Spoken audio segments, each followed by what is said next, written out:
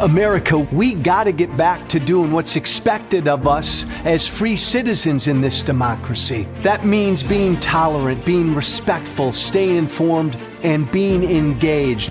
I'm former Congressman Joe Walsh. Follow me here and join the millions of Americans who are renewing their social contract with each other.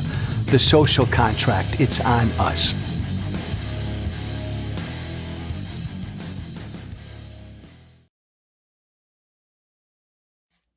Hey, 3 thoughts this morning, and thank you, all billion or so of you who've joined me, former Congressman Joe Walsh, this morning, former Republican, new, like about 8, 9 days old, new Democrat, proud new Democrat. Thank you for joining me, whoever you are, Trump supporter, Trump opponent, and everybody in between. I've got 3 things that I want to get off of my chest this morning. I look forward to your reaction to these 3 things. This is not the show that you tune into to be updated, right? This is not a news show. This is just, we're living through historic times. We're living through seminal times. We're living through a period right now that will dictate the future of this country.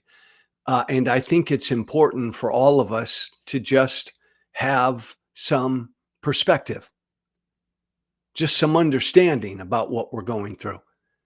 I'm not going to provide daily updates on what happened today. I'm going to spend more time on this show talking about what it all might mean, what it means. Here's thing number 1 I've got to get off of my chest. You serve in our military. You put the uniform on and you serve this country. You swear to defend this whole country, the entire country.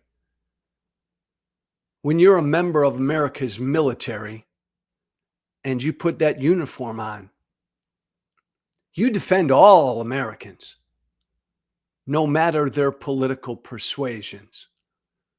You have an oath to the Constitution, not a president, not a political leader. You swear to defend the Constitution, to defend this democracy. It's why it's so important that members of the military never get political, never get partisan. In fact, it's military code. You can't film campaign ads with uniforms on. You can't have uniformed members of the military in any sort of political partisan campaign crap. It's military code. You put that uniform on, you cannot and must not be political. You cannot and must not be partisan.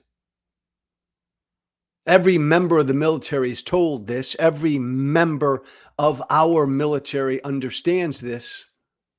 It's drilled into their heads. And it's important, again,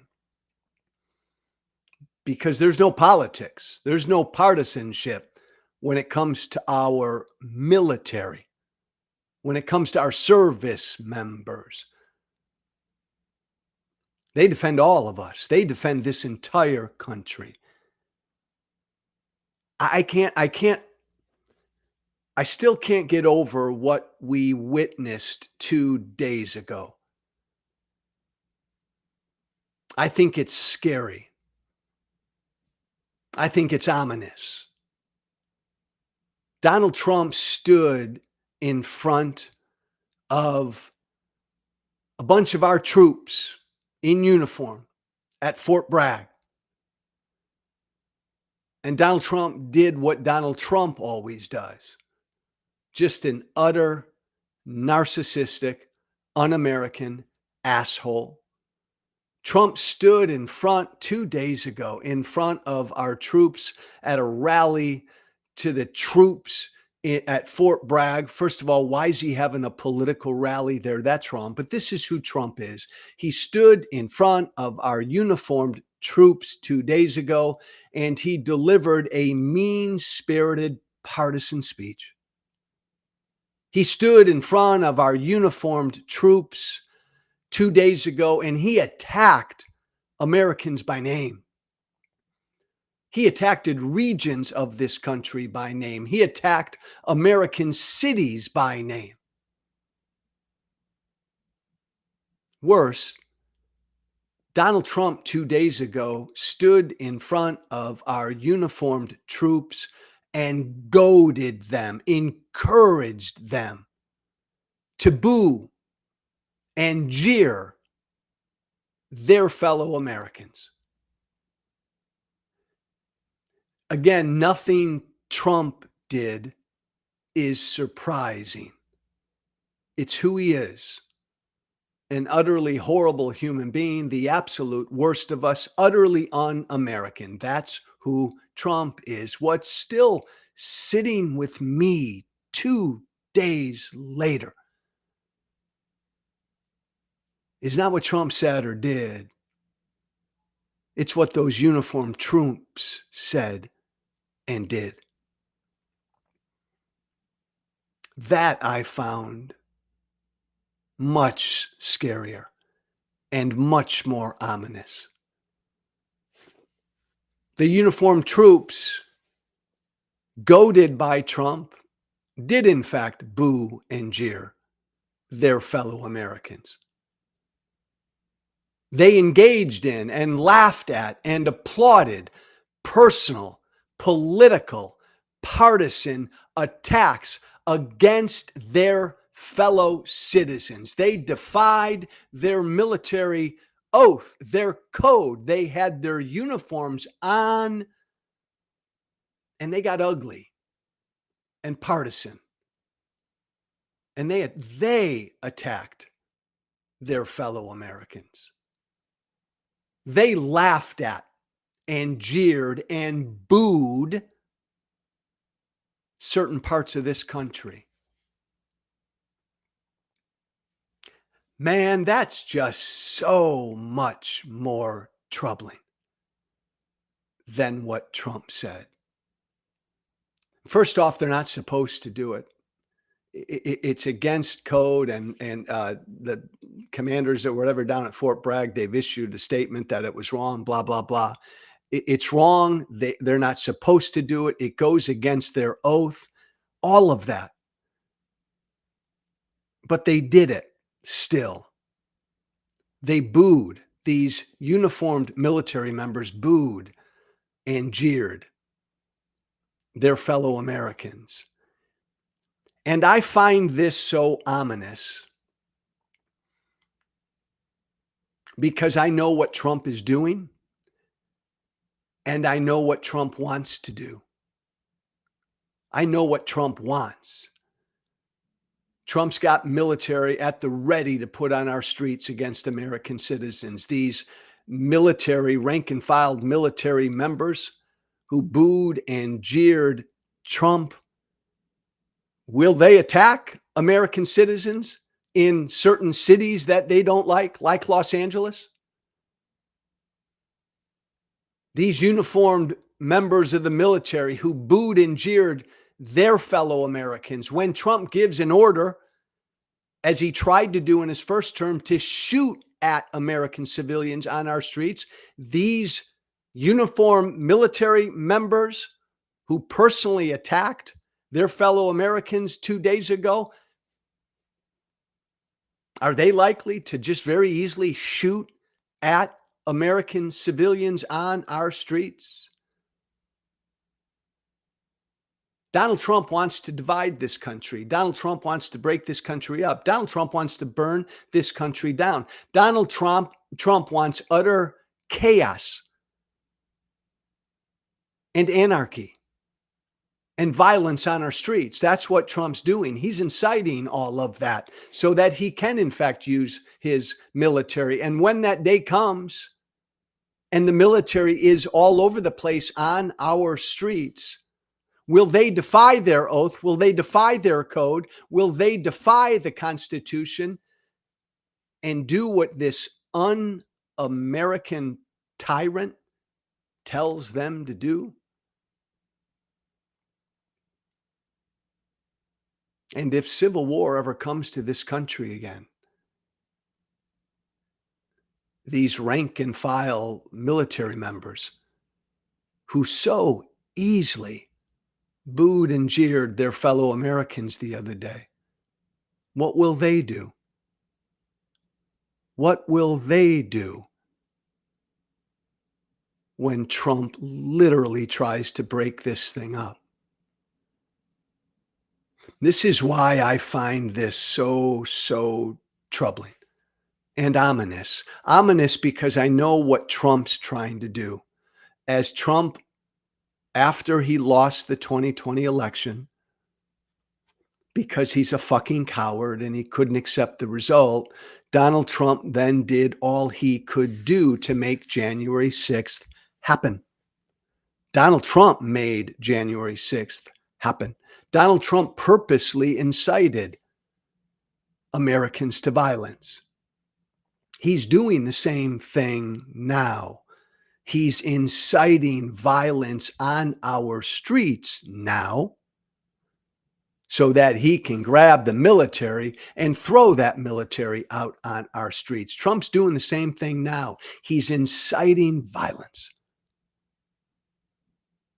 And watching those uniformed troops at Fort Bragg 2 days ago sent a chill up my spine.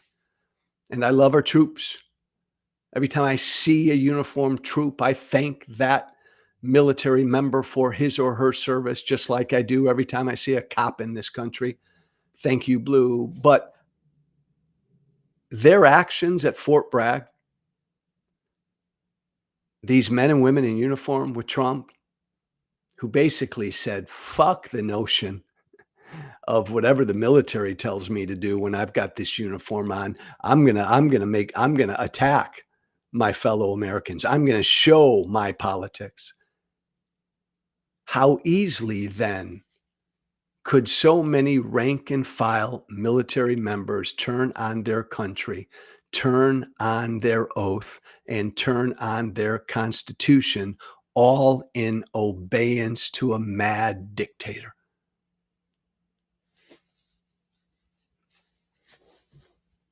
It's such an odd thing to say, but what happened 2 days ago at Fort Bragg, in this entire Trump era, I find to be one of the most shameful, dangerous, frightening, and ominous things we've seen in this Trump era. And again, not primarily because of what Trump did. We expect the worst from him. It's because of what our troops in uniform did. And it makes me worry about what our troops in uniform might do as Trump sends us down this path. And all the shit hits the fan. What will our uniformed rank and file troops stand up for and defend?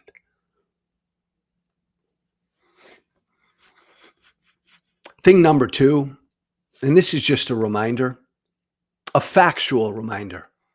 I know so many of my MAGA brothers and sisters don't like facts, don't like the truth. But here goes. When Donald Trump was sworn in, just a reminder, when Donald Trump was sworn in, 5 months ago, there was no economic crisis in this country. None. In fact, we had the strongest economic recovery post-COVID in the industrialized world. There was no economic crisis when Trump was sworn in. And just a reminder, when Trump was sworn in on January 20th, there was no trade crisis. There were no trade wars going on anywhere on this planet. No trade crisis / trade war to speak of when Trump was sworn in. And finally, when Trump was sworn in, there was no border crisis. There was no immigration crisis. There was no invasion of all these immigrants.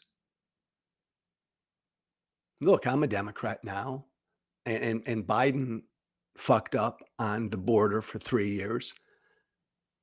But in the last year and a half of Biden's presidency, encounters at the border, at our southern border, dropped precipitously. When Trump was sworn in, border crossings and encounters at our border were the lowest they've been in 7 years.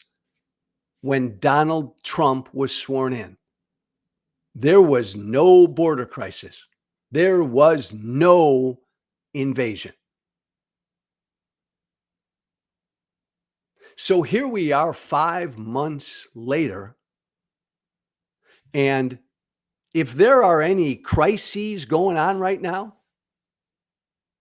it's all because of Trump.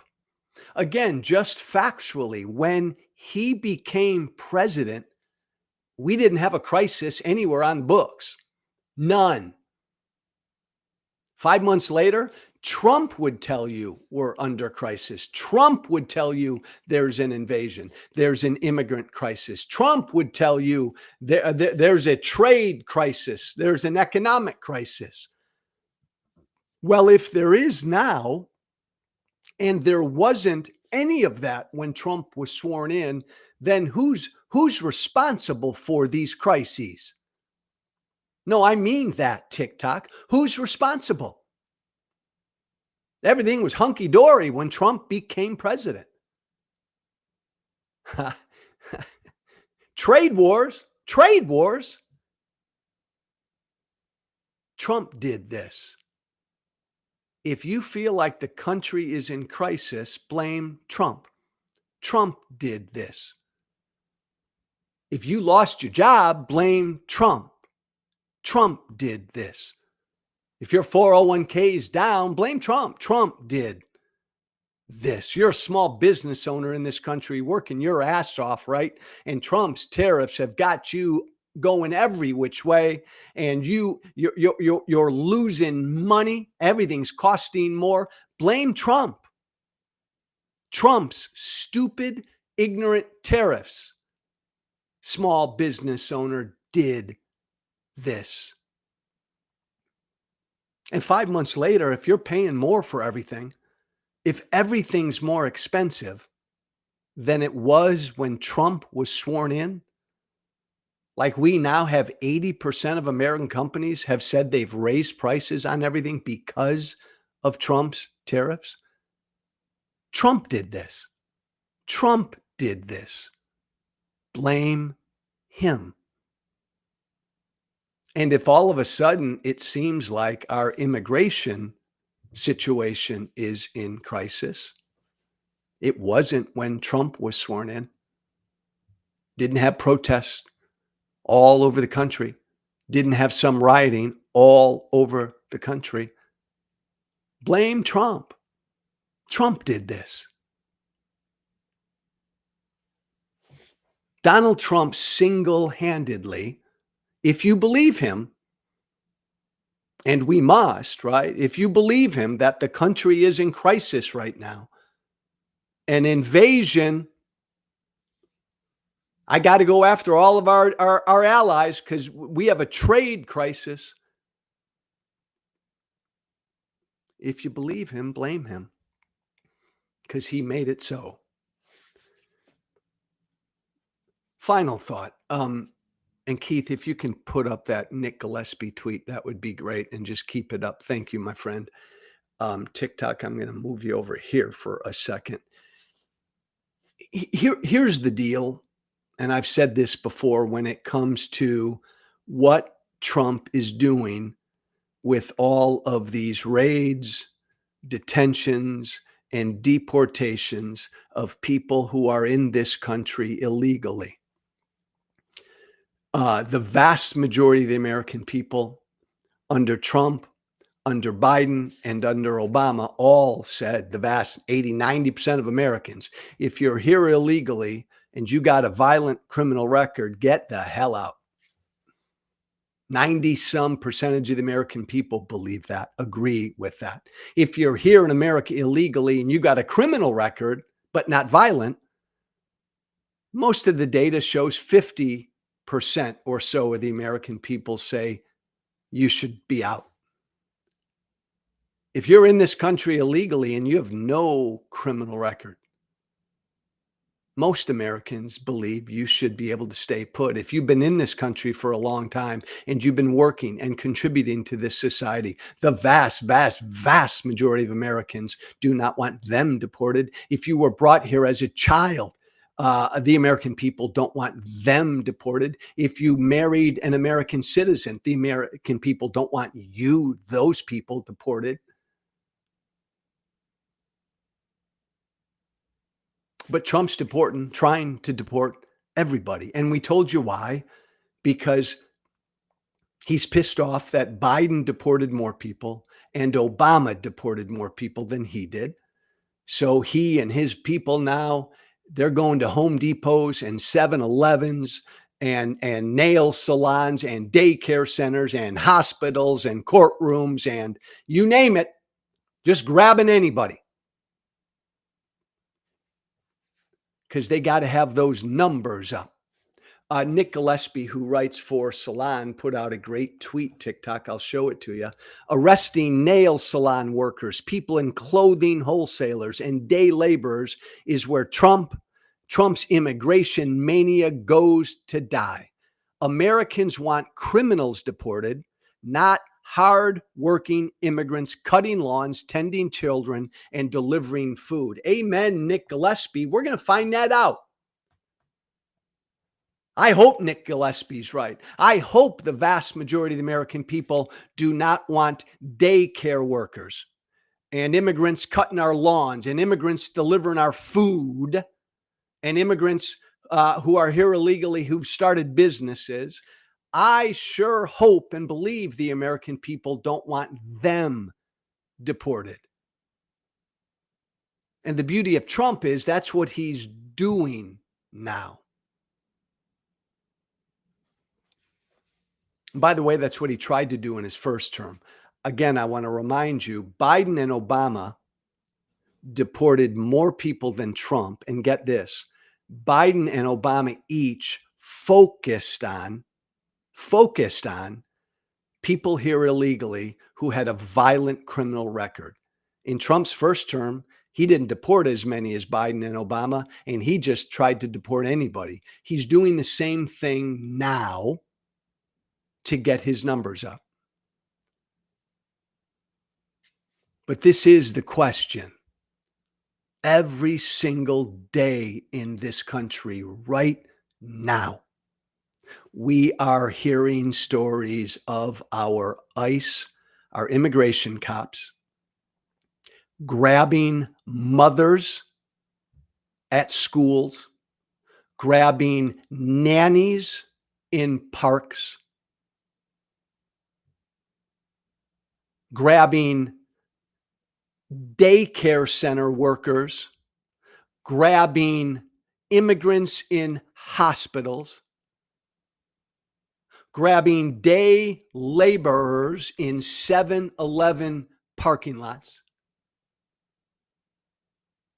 grabbing grandfathers babysitting their grandkids. Every single day, this is happening now.